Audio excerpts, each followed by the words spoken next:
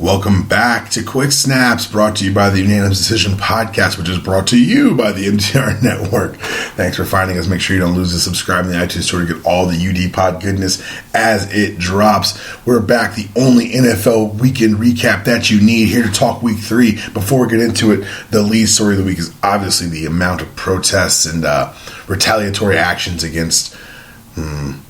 I can't think of a non-vulgar way to describe the man currently residing behind the Resolute desk, but you know who I'm discussing. And what I think is the most interesting thing to come out of this over the weekend was the fact that we've watched in real time the co-option of an actual protest into something watered down and less than. What I mean is that this taking a knee has been repurposed as a way to say no to 45, as a way to be quote-unquote part of the hashtag resistance.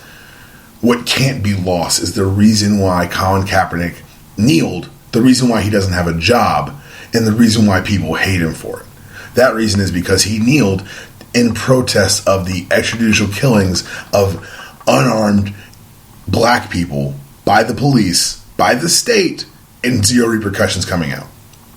So, am I glad to see people standing up and using their voices and platforms? Of course I am. Do I want to ensure that we all recognize what's actually going on here and not let it become this is anti-Trump? No. This is anti-police killings. And for all those keyboard warriors and people who want to say that they respect the troops or whatever, or they're booing these players during the games, how is booing during the anthem better than kneeling? It's not. I'm just being rhetorical because I feel like being that way right now. I do want to say that this is it. This is further proof that there is no good way for America to accept black people utilizing their voices. Don't be violent. Okay. Don't block traffic. Don't give speeches at award shows. Well, don't walk out of schools. That seems... Don't do these Super Bowl commercials. Wait. Don't say anything after a play to a destructive... Despot Jr. and Mike Pence. Don't kneel during the anthem, and don't say no to coming to the White House. Apparently the only protests that are allowed these days are utter silence and maybe the occasional tiki torch from Lowe's, because those were some very fine people, or so I've been told. Let's get into the NFL week that was Week 3 in the books. Before we get into it, I had a bad week in picks, which reminds me again why I shouldn't gamble, but I'm still beating all y'all. Please pick up your game. I do want to give a hat tip to my father, who has climbed out of the doldrums of this group and is now a problem for my continued reign. But, what I say to you, what Principal Skinner said to the children in Simpsons when he talked about them all being failures and losers. Prove me wrong. Prove me wrong. Let's start with the only game that actually mattered this weekend, Falcons-Lions. And if you think that's because I'm an Atlanta Falcons fan and I have such bias, you are 100% right. The Falcons won 30-26. The story of the game was the end of the game, where a misapplied touchdown call basically cost the Lions their win. So what happened was, if you didn't see it, Lions marched down. They're down 4. They march because the Falcons defense was being silly on some pass interference calls and things of that nature. But they get down to the 1. I think it was the 3. They snap the ball. They run a pick route, which boo. And it looks like the receiver made it in the end zone. Touchdown, hands go up. Everybody goes nuts. 11 seconds were allegedly left on the clock. It rolled down to 8 after the whistle finally blew. The 11 seconds will become important in a second. And it was a touchdown. It looked like the Falcons had 11 seconds, or 8 seconds, I should say, to try to make this thing a game. I had resigned myself to defeat because, hell, Georgia was undefeated, Columbia's undefeated. I was destined to fall at some point. But not so fast, my friends, because the booth has to review all scoring plays. And in reviewing the scoring play, it was revealed that the receiver's knee was down, and the ball had yet to cross the plane of the goal line. But because it was inside 2 minutes, and because it was a review, and because the team with the ball and losing didn't have any timeouts, a mandatory 10-second runoff was applied. The 10-second runoff is now my nominee for president in 2020, and I, for one, look forward to voting for the 10-second runoff in all future elections. That being said, there is a question, because when the knee goes down, you can look at the clock. The time was at 11 seconds. Now, I know there's room in there for human error, and the whistle has to be blown, the play has to be stopped, but if you were a Detroit fan and you were one of the conspiratorially minded people, you could say honestly that there should have been a second. There should have been an opportunity to line up and maybe get a snap off. Me, myself, I'd rather be lucky than good. Go Birds, go. On this week's podcast, I mistakenly attributed the Thursday night game to the Black Quarterback Bowl, and I would apologize for that. In my defense, I was very tired and full of cold medicine. Thursday night, actually, the Rams held on to beat the 49ers. People were asking if Todd Gurley's good. I say, look who Todd Gurley played this year. We don't know if Todd Gurley's still good, but he did run all over the Niners. Good on the Niners for putting up a fight, I guess, near the end. But like most of you, I didn't watch Thursday Night Football. If you did watch Thursday Night Football and you gambled on this game, please seek help. Gamblers Anonymous is a real thing. England continues to get our worst exports ever as the Jags once again head over the pond to play a football game in front of people who don't care, as opposed to staying at home and playing a football game in front of people who don't care. They took on the Ravens and trounced the Ravens 44-7. I don't think that the Jags are a better team than the Ravens. I don't think the Jags are a good football team. That said, they're 2-1 right now. They've beaten two presumptive playoff teams, or at least historical playoff teams, and they've looked pretty good doing it. I think this win ascribed mostly to the comfort and repetition of having to go overseas. It feels like we send Jacksonville's over there every year as some sort of tacit acknowledgement that we're still mad about the Boston Tea Party. We just send them the worst football game ever. But hell, if the Jags are put up 44, maybe they will buy some jerseys. Maybe Leonard Fournette's claim that they wanted to buy his jersey for running north-south and being, not the most exciting thing on the field would actually come true. Next up, the Bills pulled it out against the Broncos. Hat tip to Tyrod Taylor picking up a big win at home, and a shake of the head to my boy Von Miller. Now look, people are going to say it shouldn't have been a flag. I agree. But if you're going to fake up someone up who's in your draft class, who's one of your friends in Tyrod Taylor, and then let them fall back down, I'm going to laugh, but the ref might just throw a flag, and it might just extend the drive that costs you the game. That being said, the No Fun League still exists, and it's still in the field, so please be careful out there, NFL players. The Panthers put it on the Saints 34-13 in the game that I missed the pick on, because, honestly, I thought the Saints were down to put a fork in these bad boys. Adrian Peterson signed up as a big nothing, but Drew Brees does not seem to age, and these receivers who go from anonymous to great and then leap to become anonymous again seem to be working in unison. This could be a sign that maybe, just maybe, Cam Shoulder isn't where it needs to be. Why was he dressed like a Dick Tracy villain after the game? Why was he giving us all lives matter speech? I don't know the answers to any of those questions. What I do know is that the Saints put it on the Panthers, and I'm a little bit less worried about the division.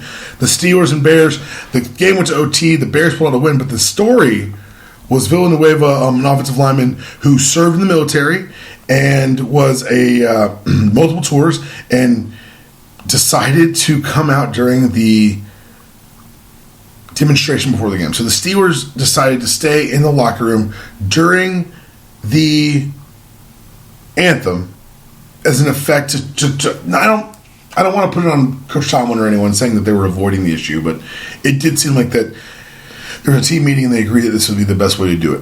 Alejandro Villanueva is an offensive lineman. His jersey sales have skyrocketed over the last few hours, and he had this to say today after the protest. After he stood outside the locker room, was the only player he was the shot of the only Steelers player not in the locker room in the anthem.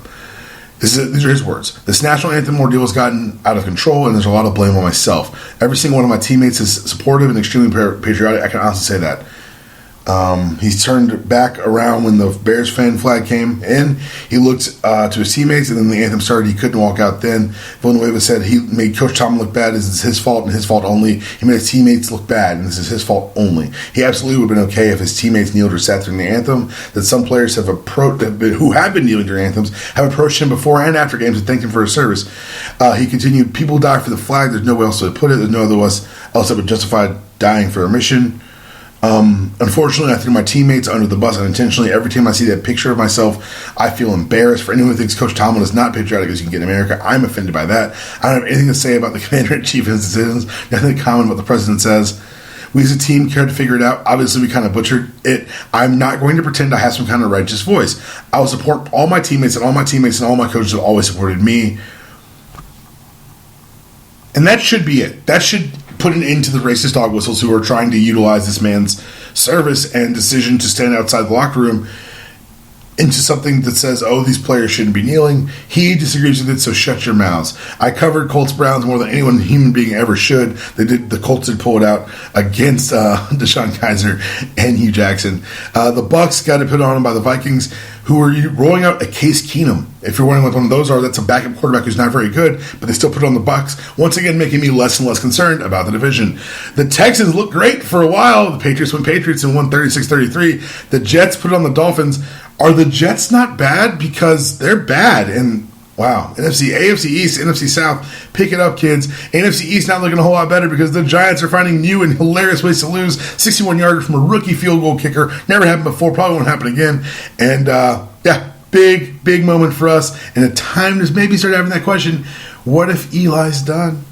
Shout out to John. Titans put it on the Seahawks 33-27. Seahawks continue to look bad in the back end. People are bickering on the field, not looking great. The offensive line they've decided to try to put together with no money and no real talent. It's not working out for the tiny quarterback behind her center. Packers hold on to beat the Bengals in overtime 27-24 because Aaron Rodgers has a horseshoe firmly placed in his posterior. The Chiefs beat up the Chargers 24-10. Chargers can't seem to win on the road or at home. And the rumors already of saying that there's a non-zero chance that maybe just maybe the Chargers go back to San Diego.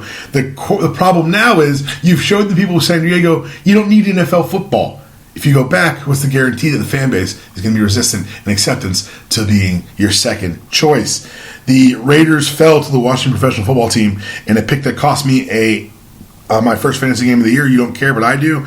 And last but not least, the Cardinals could not stand up against the All Lives Mattering, kneeling before the anthem, empty promises, empty gesture of the Dallas Cowboys, who won 28-17. I will say this: the Cowboys did something that I didn't think would happen this weekend, and they exposed the people who are anti-protest for what they truly are. Because in their All Lives Matter compromise nonsense protests, I use the air quotes liberally, the Cowboys took a knee before the anthem started.